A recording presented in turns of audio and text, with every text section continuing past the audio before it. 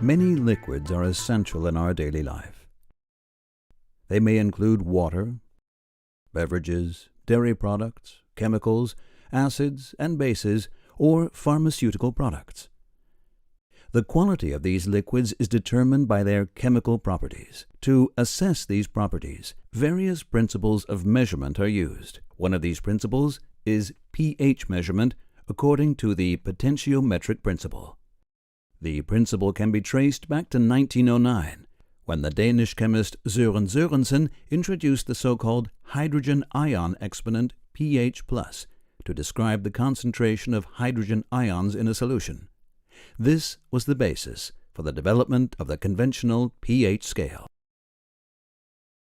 In 1889, Walter Nernst formulated the Nernst equation that for the first time related electrical voltage to ion concentration. The Nernst equation derived for pH is the physical basis for pH measurement according to the potentiometric principle.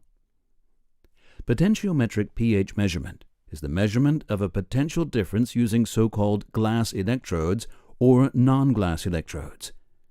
In the case of glass electrodes, the pH-sensitive element is a glass bulb that is fused to the end of a glass tube. The electrode is filled with a neutral potassium chloride solution buffered at pH 7 and contains a silver chloride wire that forms the electrical connection. The reference system is located in the outer glass tube and also consists of a silver chloride wire in a potassium chloride solution. A so-called junction protects the reference system from the medium to be measured without disconnecting the electrical connection between them. The pH value is calculated from the potential difference between the reference system and the measuring system. Let's take a closer look at the pH-sensitive glass bulb to understand how this potential difference is formed.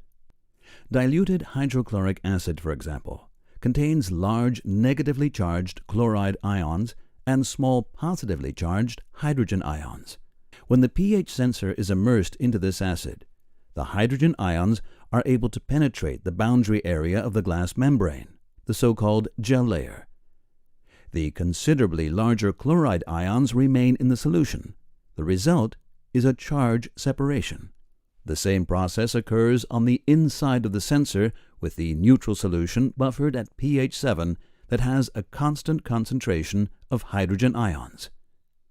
If the hydrogen ion concentration, hence the pH value, on the inside differs from the concentration on the outside, a measurable potential difference forms. If the hydrogen ion concentration on the inside is lower than on the outside, as shown here, the measured solution is acidic with a pH value lower than 7. If the hydrogen ion concentration is identical on both sides, no potential difference forms and the measured solution is neutral with the pH value 7. The measured solution is basic if the hydrogen ion concentration inside the glass bulb is higher than in the measured solution.